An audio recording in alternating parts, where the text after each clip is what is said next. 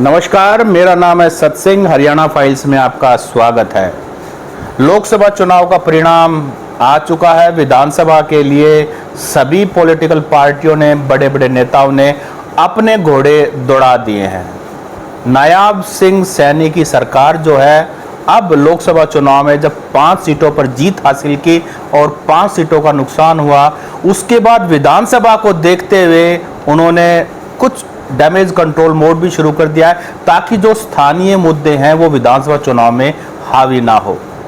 ऐसे में भारतीय जनता पार्टी के लिए एक सबसे बड़ा जो चैलेंज सामने नजर आ रहा है, वो प्रदेश में जिसका वोट प्रतिशत सबसे ज़्यादा है, जाट समाज, वो एक बड़ा पहाड़ नजर आ रहा है। और अभी कांग्रेस की सीनियर नेत्री किरण चौधरी और उनकी पूर्व सांसद बेटी श्रुति चौधरी ने भारतीय जनता पार्टी ज्वाइन कर ली।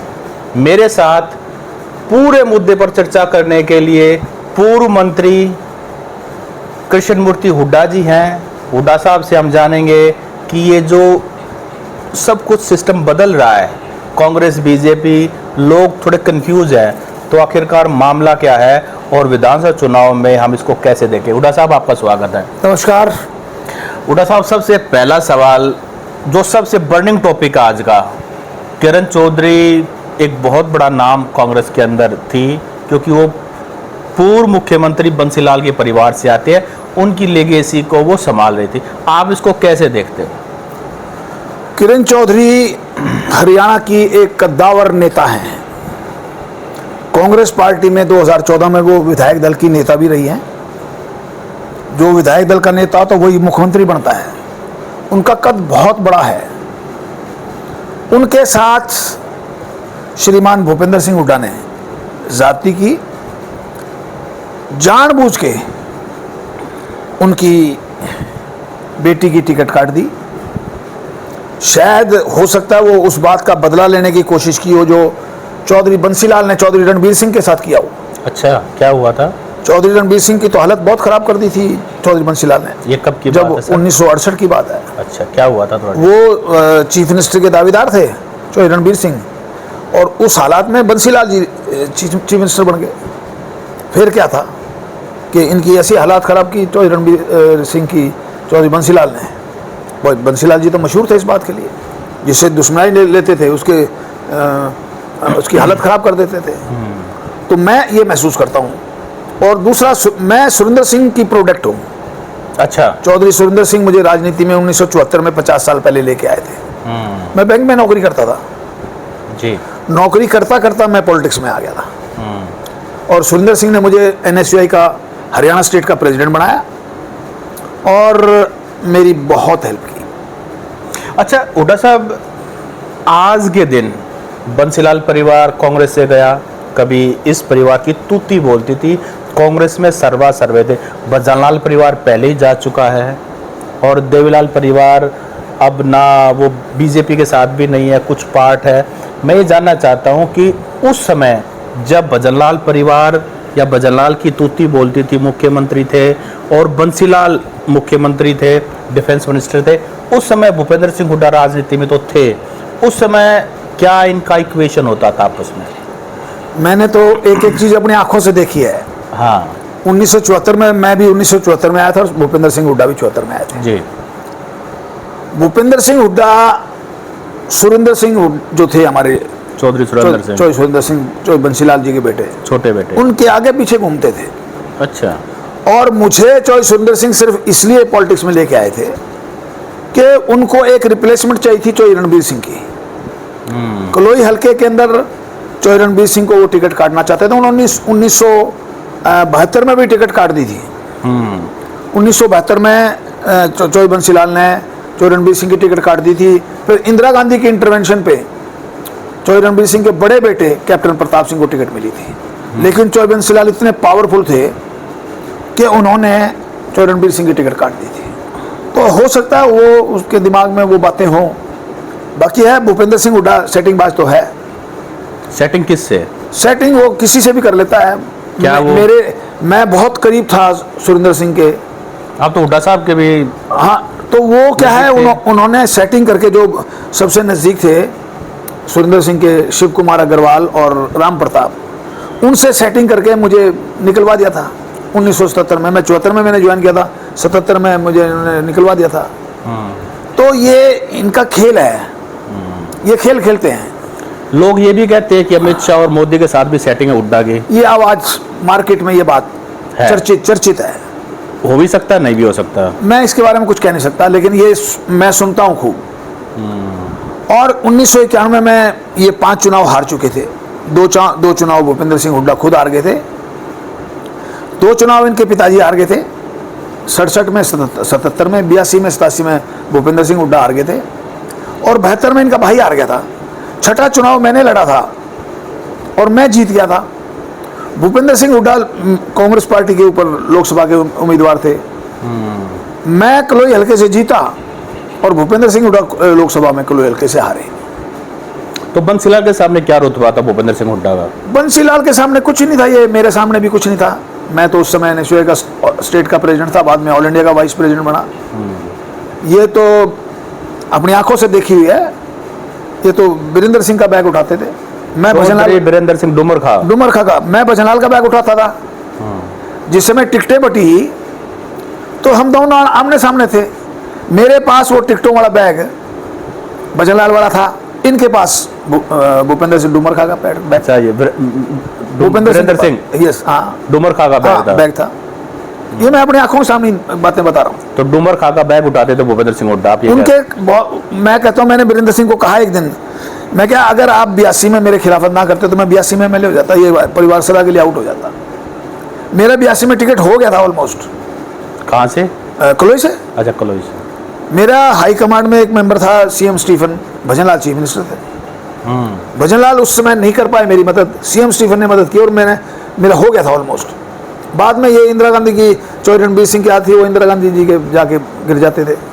उनको कहते थे कि मैंने सारी उम्र आपकी सेवा की, आपके परिवार की सेवा की, अब मेरा टिकट काट रहे हैं। उस चक्कर में टिकट मिल जाता था। लेकिन 91 में 91 में भजनलाल ने स्टैंड लिया और इसकी टिकट काटी। नहीं, 91 में तो देवलाल को हराया था उन्होंने, हराया था। टिकट बंटने से पहले वीरेंद्र सिंह विधानसभा ये चाहते थे, भूपेंद्र सिंह हुड्डा। इनको विधानसभा नहीं मिली, विधानसभा मुझे मिली और इनको लोकसभा दे दी वीरेंद्र सिंह ने इन पे मेहरबानी करके लोकसभा दे दी। और जिस दिन आखिरी दिन था पर्चा भरने का, उससे एक दिन पहले हमारी टिकट हुई थी। रात को 2 बजे राजीव गांधी का टेलीफोन आता है चौधरी वीरेंद्र सिंह के पास कि किसको टिकट दे दी। ये परिवार तो 5 चुनाव हार चुका है और ये 6ठी बार भी हारेंगे। वीरेंद्र सिंह ने कहा जी रात को 2 बजे, मैं सुबह बात करूंगा। वीरेंद्र सिंह ने रात को ही भूपेंद्र सिंह हुड्डा को टेलीफोन करके कहा कि भाई अपना फोन काट दे, राजीव जी का फोन आएगा, टिकट कट जाएगी आपकी लोकसभा की। एक्चुअली टिकट तो मुझे मिलनी थी लोकसभा। 91 में मैं नौकरी करता था। चौधरी भजनलाल मुझे राजीव जी के पास लेके गए कि जी सबसे ठाडा परिवार है, सबसे तगड़ा परिवार है रोहतक जिले का किसानों का। इनके परिवार से 2 एमएलए पहले रह चुके हैं चौधरी छोटूराम के साथ। मेरे ताऊ चौधरी टेकराम, उन्होंने भूपेंद्र सिंह हुड्डा के दादा को हरा रखा है लाहौर काउंसिल में। अच्छा। दूसरे ताऊ मेरे राम स्वरूप रहे हैं, वो 4 बार एमएलए रहे हैं। तो उन्होंने राजीव जी को ये समझाया कि ये तगड़ा परिवार है, इनको टिकट दो। तो राजीव जी ने मुझे कहा क्या करते हो? मैं कहा जी नौकरी करता हूँ। कहला जाओ नौकरी से छोड़ाओ। मैं उस दिन जाके नौकरी छोड़ाया। लेकिन मैं जब नौकरी छोड़ के आया तो हरद्वारी लाल ने in the mean time court से स्टे ले लिया कि अब चुनाव नहीं हो सकता, क्योंकि मेरी पिटीशन पेंडिंग थी। जब चौधरी देवलाल से हरद्वारी लाल कांग्रेस की तरफ से हारे थे तो उन्होंने पिटीशन की थी कि मेरे साथ जबरदस्ती हुई है। अच्छा। तो वो पिटीशन पेंडिंग होने की वजह से उस समय इलेक्शन नहीं हो पाया जी। फिर 1.5 साल बाद इलेक्शन हुआ। मेरे से राजीव जी ने पूछा भाई मैंने तेरा इस्तीफा कराया था, तू बता अब लोकसभा लड़ेगा विधानसभा लड़ेगा? मेरे मुंह से ये निकल गया जी मैं तो विधानसभा लड़ना चाहता हूँ। तो फिर ये 91 में तो लोकसभा इनके पास कोई था नहीं लेने के लिए। भूपेंद्र सिंह हुड्डा, और भूपेंद्र सिंह हुड्डा बहुत डरा हुआ था जब देवीलाल के सामने। लेकिन मुकद्दर का सिकंदर है। अच्छा, मैं कुछ दिन पहले जो कांग्रेस के एमएलए हैं रोहतक के, बीवी बत्रा, उनका इंटरव्यू ले रहा था। तो उन्होंने कहा कि जब देवीलाल को भूपेंद्र सिंह हुड्डा ने हराया तो जब वो संसद गए तो जो साउथ के एमपी थे वो उनसे हाथ मिलाने आते थे कि भाई ऐसा कौन व्यक्ति है जिसने देवीलाल डिप्टी प्राइम मिनिस्टर को हराया है। तो ऐसा था। देवीलाल को तो रिजग्राम ने भी हराया था, देवीलाल को धर्मपाल मलिक ने भी हराया था, देवीलाल को छत्रपाल ने भी हराया था। संसद की बात, संसद में रिजग्राम ने और धर्मपाल मलिक ने हराया। अच्छा। लोकसभा में। लेकिन बड़ी बात, देवीलाल तो बड़ी हस्ती, बहुत बड़ी हस्ती थे। लेकिन वो इसलिए हुआ, उप प्रधानमंत्री बनने के बाद किसी ने हराया इनमें से? नहीं, उप प्रधानमंत्री भूपेंद्र सिंह हुड्डा ने हराया। इसलिए कि महम कांड हो चुका था 89 में। और महम कांड में 6 लोग मर गए थे। हाँ, माहौल खराब, और वहाँ माहौल खराब था। दूसरा, देवीलाल शहर वालों को बड़े खटकते थे। इस शहर ने 47,000 की लीड दी थी भूपेंद्र हुड्डा को। 9 सेगमेंट होते हैं एमएलए के, 6 में भूपेंद्र सिंह हुड्डा आ रहे थे और कोई अपने घर में आ रहे थे। मेरे साथ चुनाव लड़े तो ये अपने गांव में भी जीते। मेरे से पहले जब अकेले चुनाव लड़े थे कभी अपने गांव से नहीं जीते आए। चौधरी रणबीर सिंह 67 से लेके 91 तक अपने गांव से नहीं जीते कभी। रिकॉर्ड की बता रहा हूं मैं आपको। अच्छा, और जब भजनलाल जी मुख्यमंत्री थे तब भूपेंद्र सिंह हुड्डा क्या रुतबा था? भजनलाल जी के खिलाफ बोलते थे ये। अच्छा। और चौधरी रणबीर सिंह और भूपेंद्र सिंह हुड्डा भजनलाल जी को आसन गांव के अंदर लेके गए 1981 में और इनका बड़ा भव्य स्वागत कराया। अच्छा। उसके बाद 82 में भूपेंद्र सिंह हुड्डा कलोई गांव के अंदर लेके गए भजनलाल को। मैं रिकॉर्ड की बातें बता रहा हूँ। हाँ, ठीक है। मैं कहता हूँ मेरे पे अगर मैं ये बातें, ये फैक्ट की बात है, फैक्ट बता रहा हूँ मैं। हाँ। ये इनकी कथनी और करनी में बहुत फर्क था। 91 में जब चुनाव जीते तो नरसिम्हा राव साहब की कोई मीटिंग थी सूरजकुंड में। उस मीटिंग में भूपेंद्र सिंह हुड्डा भी थे और भजनलाल भी थे। भजनलाल और भूपेंद्र सिंह हुड्डा इकट्ठे एक गाड़ी में आए। रोहतक के अंदर पुलिस लाइन में पंचायत सम्मेलन था। हमने देखा ये आज इकट्ठे हो गए। हमने इनको इनकी इकट्ठा देख के बड़ी हैरानगी जताई हमने कि भूपेंद्र सिंह हुड्डा पब्लिक में कुछ बोलते हैं, वैसे भजनलाल की खुशामद कर रहे थे उधर। खुशामद में क्या कर रहे थे? खुशामद में उसके पीछे पीछे भाग रहे थे, उनकी गाड़ी में बैठ रहे थे। जैसे आज भूपेंद्र सिंह हुड्डा पीछे सब भाग रहे हैं जो कांग्रेस के साथी हैं। उससे भी ज्यादा। अच्छा। उससे भी ज्यादा। तो मैं ये कह रहा हूं कि भूपेंद्र सिंह हुड्डा मुकद्दर का सिकंदर है। 1991 में तो वो जीते 38,000 से, क्योंकि माहौल पूरा खिलाफ था। 1996 में 2,000 से जीते। मैं चाहता तो उनको हरा सकता था। इन्होंने मेरे खिलाफ हमेशा साजिश की। आपने साथ दिया? मैंने हमेशा साथ दिया। 1991 में हम इकट्ठे चुनाव लड़े। 96 में इसने सेटिंग, मैं कह रहा हूं सेटिंग बाज आई है। बंसीलाल से सेटिंग करके मेरे भाई को मेरे खिलाफ खड़ा करा दिया। और ये ऊपर चुनाव लड़ रहे थे।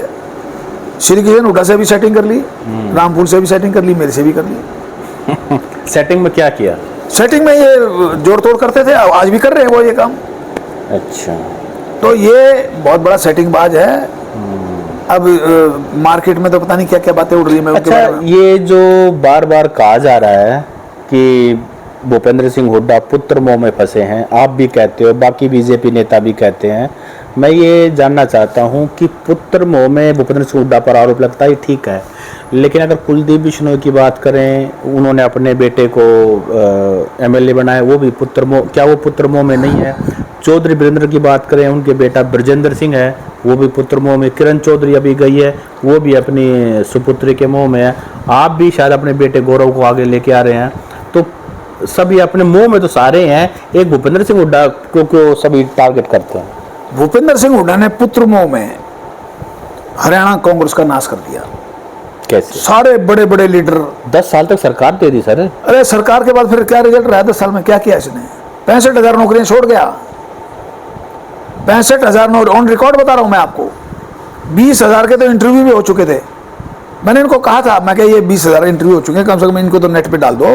9.5 साल बीजेपी सरकार को हो गए, इन्होंने कितने भर दिए? 1,27,000। बाकी कितनी सारी भर्तियां भी बाकी हैं? हाँ, अभी भर्ती कर रहे हैं सीएम साहब। ये तो दबाव विधानसभा चुनाव का है ना? चुनाव नहीं है। हमारी रिकॉर्ड है, भूपेंद्र सिंह के राज में खर्ची पर्ची मशहूर थी। आप उसका हिस्सा थे? मैं हिस्सा तो मैं तो कुछ भी नहीं था, ना मैं एमएलए था, ना मैं एमपी था, मैं कुछ भी नहीं था, मैं तो एक वर्कर था। लेकिन आंख तो बंद रखते थे कि जो जब खर्ची पर्ची मैं कहता था ये खर्ची पर्ची गलत है। और इसके अपने चुनाव क्षेत्र में 50% जिनकी नौकरियां लगी हैं वो पैसे से लगी हैं। मैं ऑन रिकॉर्ड कह रहा हूँ, आरोप है आपका? आरोप है मेरा। एक बार मेरे सामने है, इसके भाई, इसके कजन के सामने है, 2009 में मैं भी इनके साथ था, मैं वोट मांगने गया मकड़ौली गांव में। एक आदमी ने, कोई इन्होंने कहा, इनके कजन ने, भूपेंद्र सिंह हुड्डा के, भाई तू तो वोट दे, तुझे तो हमने नौकरी लगा रखी है। वो कहने लगे नौकरी तो लगाई लेकिन 6 ले रखे हैं, 6 लाख।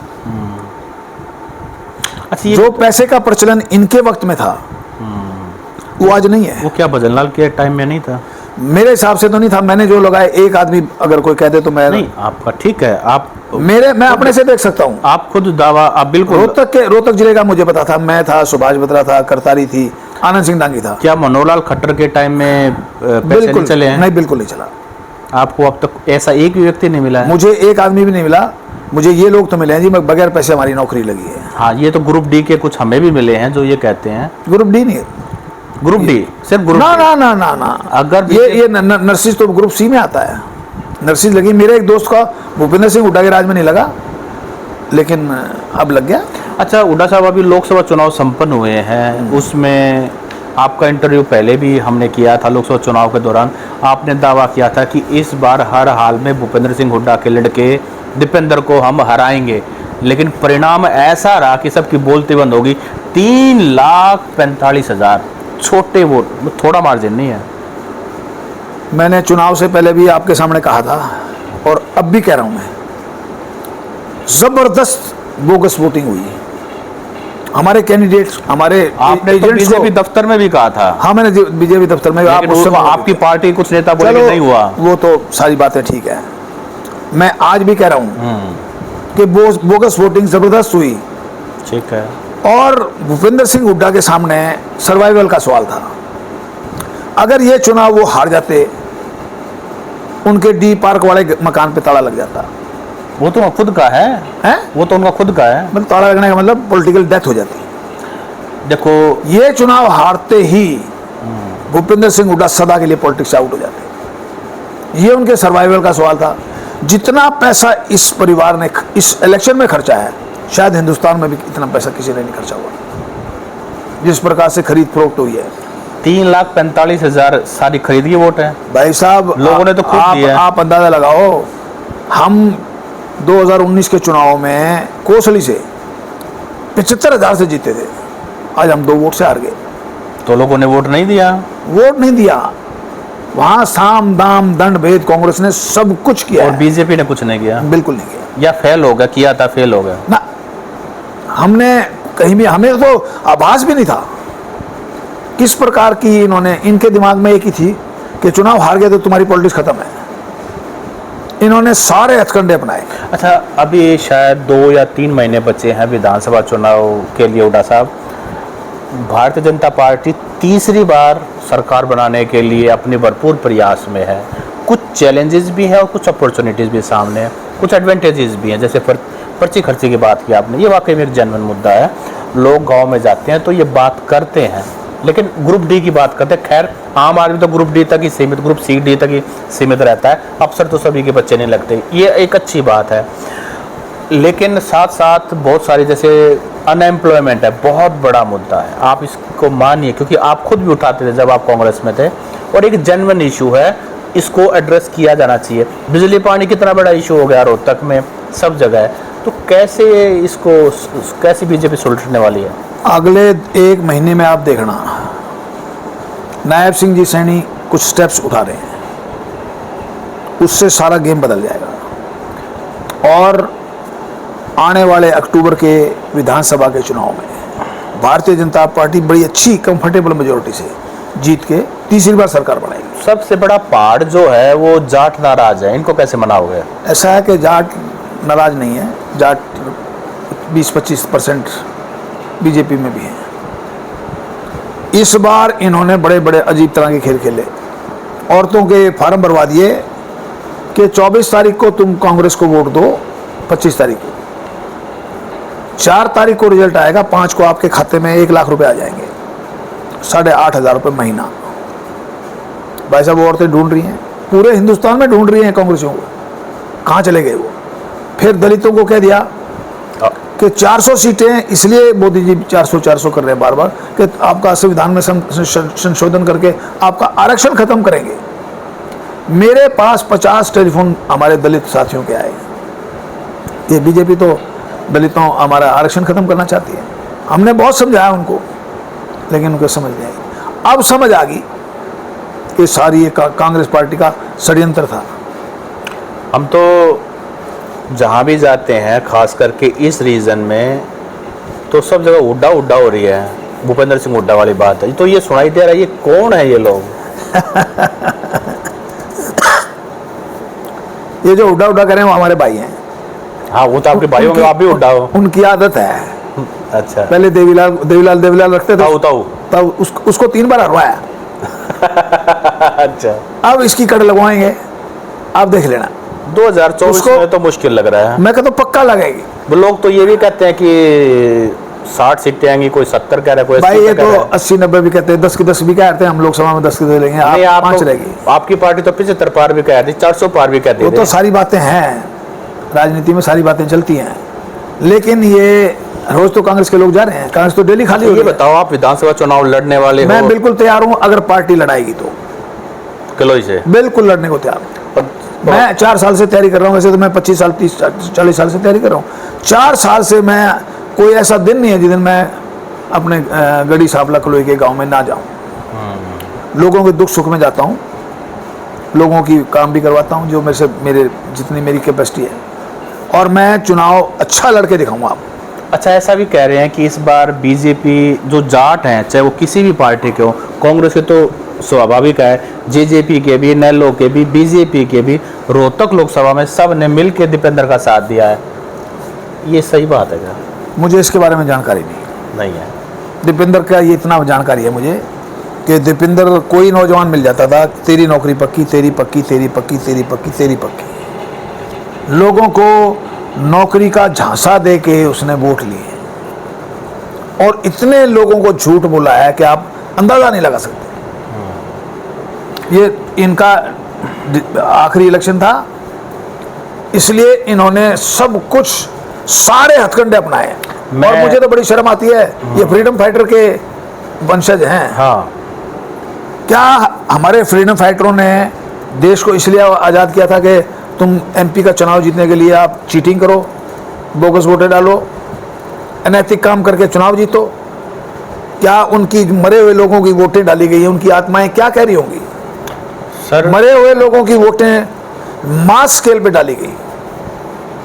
आप अंदाजा लगाओ कितना लोगों तो शिकायत क्यों नहीं हुई? एक भी शिकायत नहीं हुई? शिकायत का यह है कि मैंने तो शिकायत की थी रिटर्न में। मैंने तो अगले दिन ही पार्टी के लेवल पे मैंने कहा था, इलेक्शन कमीशन को करने थे ना। 25 को वोटिंग हुई थी, 26 को मेरी प्रेस कॉन्फ्रेंस थी। नहीं, प्रेस कॉन्फ्रेंस, इलेक्शन कमीशन तो रिटर्न का मांगता वो है। तो रिटर्न का तो जी, पार्टी जो कैंडिडेट है उसको करना होता है। तो हुड्डा साहब, आप चुनाव के लिए किलोई से तैयारी कर रहे हैं, हम आपको शुभकामनाएं देते हैं। और आपने हमसे पूरी डिटेल में बातचीत की, और जो जो सवाल हमने पूछे, चूँकि आपने और भूपेंद्र सिंह हुड्डा साहब ने, दोनों ने लगभग एक समय पर ही राजनीति में आप आए, बंसीलाल, भजनलाल, देवीलाल सबके साथ वो दौर आप लोगों ने जिया है। तो आपने हमसे डिटेल में बातचीत की, आपका बहुत बहुत शुक्रिया। धन्यवाद आपका।